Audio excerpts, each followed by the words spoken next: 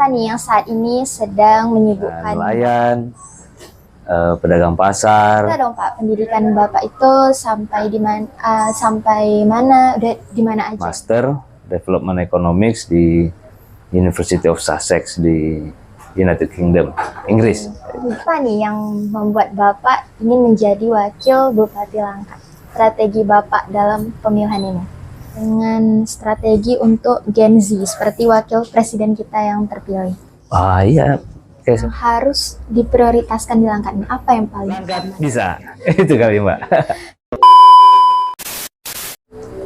Assalamualaikum warahmatullahi wabarakatuh. Ketemu lagi bersama saya di podcast Cakap-Cakap Ahoy. Kali ini saya bersama Bapak calon Wakil Bupati Langkat 2024, Bapak Adil Tama Hidayat Sembiring. Nah, langsung aja nih kita ngobrol dengan tamu kita yang satu ini. Selamat sore Bapak. Sore Mbak. Gimana kabarnya nih Pak? Alhamdulillah baik. Oke, alhamdulillah. Alhamdulillah. Nah, tanya-tanya nih ya Pak ya. Boleh lah. Kegiatan Boleh, apa nih yang saat ini sedang menyibukkan Bapak? Hari ini kita tadi ke pajak di Brandan, keliling lah daerah Brandan, ketemu dengan nelayan, pedagang pasar, ada juga yang buat kapal. Terus tadi sebelum kesini singgah dulu, kita ketemu beberapa tokoh-tokoh senior di Brandan untuk berdiskusi tentang hal-hal lah terkait permasalahan di Brandan. Lalu terakhir tadi kita singgah di Kopi Babe, berdiskusi sama anak-anak muda. Ya terus keliling lah Kak, gitu kira-kira. Padat ya Pak ya? Lumayan lah, lumayan. Lebih padat kakak kali kayaknya. Oke. Kalau mengenai pendidikan ya Pak ya, boleh cerita dong Pak, pendidikan Bapak itu sampai di mana? Udah di mana aja nih? Kalau pendidikan formal, saya SD sampai SMA itu di Medan. SD-nya di Harapan 2, SMP-nya di Harapan 2 Medan. Kemudian pindah ke SMA Safiatul Amaliyah, sekolah Islam. Baru melanjutkan studi di S1 Administrasi Bisnis di USU. Setelah selesai S1, ada gap waktu setahun, kemudian lanjut ngambil Master Development Economics di University of Sussex di United Kingdom, Inggris. Keren. Nah, kalau untuk organisasi nih Pak, Bapak ada mengikuti organisasi? Kalau organisasi selama masuk kuliah nggak ada, tapi setelah kuliah ada ngikutin organisasi yang terafiliasi dengan partai. Itu ada Liga Mahasiswa Nasdem sampai tahun 2021 ya kalau nggak salah saya, 2020. Kalau setelah itu baru masuk ke olahraga, masuk di pengurus Federasi Arung Jeram Indonesia Sumatera Utara. Baru tahun lalu dilantik, masuk juga di pengurus Asprof PSSI baru tahun lalu. Mungkin itulah organisasi yang pernah kita jalani. Oke, nah mengenai politik kepala daerah, hal apa nih yang membuat Bapak ingin menjadi Wakil Bupati Langkat? Kalau sebenarnya keinginan menjadi Wakil Bupati atau pimpinan di Langkat nih kan cita-cita semua anak daerah.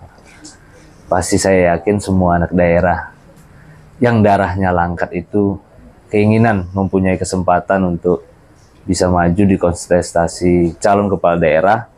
Tujuannya cuma satu. Apa itu Pak? Langkat bisa lebih baik dari yang sebelumnya. Langkat melanjutkan pembangunan yang tertunda, memperbaiki yang salah, dan tentu saja ingin membuat masyarakat Langkat itu bisa bebas berdemokrasi dan bahagia hidupnya. Itu saja sebenarnya Mbak. Nah, kita kan tahu nih ya Pak ya, banyak nih partai-partai pendukung. Nah, gimana nih, apa nih strategi Bapak dalam pemilihan ini? Kalau strategi, kalau kita ceritakan ketahuan lawan dong Mbak. Aduh. Kan? Tapi yang pasti kalau tugas saya itu kan, mungkin kita yang lebih muda lah ya kan, tugas utama pasti menggaitlah suara kawan-kawan segenerasi yang saya yakin jumlahnya jauh lebih besar sekarang. Itu pasti tugas utama saya. Kemudian yang pasti adalah bagaimana saya ini harus turun tiap hari, Mbak. Nah, itu aja strateginya. Kalau nggak turun sehari udah kalah ini berarti kan. Gitu lah, harus tiap hari turun menyapa masyarakat. Oke. Nah, pasangan Bapak ini kan Pak Iskandar ya. Iya. Oke. Benar.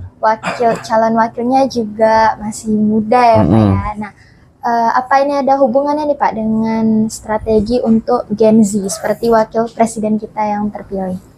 Iya, kayak saya sampaikan sebelumnya ya. Kalau kita kembali ke cerita Pilpres kan, tugas wakil presiden terpilih kita dulu Mas Gibran kan ke generasi milenial dan Z. Ya itulah yang sekarang tadi saya sampaikan sebelumnya, tugas saya itu bagaimana merebut simpati, mengajak diskusi, berdialog dengan teman-teman segenerasi untuk melihat dan memastikan bahwa Langkat ini bisa lebih baik. Nah, menurut Bapak apa yang harus diprioritaskan di Langkat ini? Apa yang paling utama? Kalau yang pasti paling prioritas adalah optimalisasi sumber daya manusianya, Mbak. Saya percaya anak-anak muda di Langkat itu punya kesempatan, berhak mendapatkan kesempatan untuk bisa membawa Langkat ini jauh lebih maju lagi. Jadi bukan lagi kita cerita membangun gedung, tapi kita bercerita bagaimana meningkatkan potensi yang ada, baik itu dari pariwisata, sumber daya alam, hingga sumber daya manusia.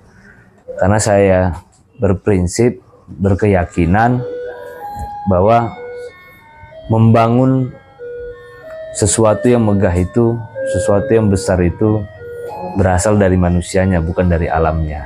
Gitu dia. Berasal dari kitanya. Iya, dari kita lah, Mbak, di generasi yang saya yakin jauh lebih muda dari saya, ya harus bisa kita ajak sama-sama bermimpi, Mbak. Melihat Langkat ini dibicarakan di Amerika, dibicarakan di Inggris, jangan hanya sebatas cerita-cerita di Langkat. Jadi orang luar melihat Langkat, oh ada Bukit Lawang. Apa sih Bukit Lawang? Orang utan. Kan bisa dilebihkan, oh di Bukit Lawang ada kegiatan lain-lain dan sebagainya. Begitu juga dengan potensi lainnya. Tidak mengurangi, kan itu sebagai contoh. Itu sih mimpi kita. Nah, kalau politik ini kan ada pro kontranya, ada suka, nggak suka. Nah, gimana tanggapan Bapak dengan yang nggak suka nih, entah karena Bapak masih muda gitu? Kalau yang tak suka itu mungkin belum kenal ya, Mbak. Mungkin masih mendengar cerita dari orang lain, ya kan? Ya kalau mungkin udah kenal saya, kalau nggak suka mungkin berarti banyak kekurangan di saya gitu. Tapi kalau saya menanggapi orang nggak suka tuh, saya kayak berkeyakinan belum jumpa langsung aja nih, Pak. Tak kenal maka tak suka. Iya, betul kali, betul. Oke, nah jika Bapak terpilih nanti, hal apa nih yang akan Bapak lakukan di awal? Kalau saya itu, ya kita harus menyadari, kalau orang-orang bilang kita ini anak yang baru pulang kampung, makanya saya yakin kalau saya mendapatkan amanah, hal yang pertama saya lakukan adalah berkeliling ke seluruh penjuru Langkat untuk bersama-sama berdiskusi dengan masyarakat apa sebenarnya yang mau kita perbaiki di awal. Gitu, Mbak. Oke. Nah, boleh dong Pak dikasih ke penonton YouTube untuk meminta doa dan dukungan. Oke. Saya nih? Ya, oh iya. Gitu. Halo teman-teman. Ya. Perkenalkan lagi, saya itu Aditama Hidayat Sembiring, calon wakil bupati dari Kabupaten Langkat, berpasangan dengan Bapak Iskandar Sugito. Mohon dukungannya, mohon doanya. Harapan kami pilkada kali ini adalah pilkada yang membawa kebahagiaan, yang membawa keberkahan. Tidak ada gontok-gontokan, tidak ada saling menjeleki, atau tidak ada saling intimidasi. Tapi mari kita sambut Pilkada 27 November itu dengan gagasan, visi, misi untuk menyelesaikan masalah yang ada di Langkat. Terima kasih. Terakhir nih Pak ya. Apa itu Mbak? Boleh dong Pak kasih satu kata untuk Kabupaten Langkat. Langkat bisa. Itu kali Mbak.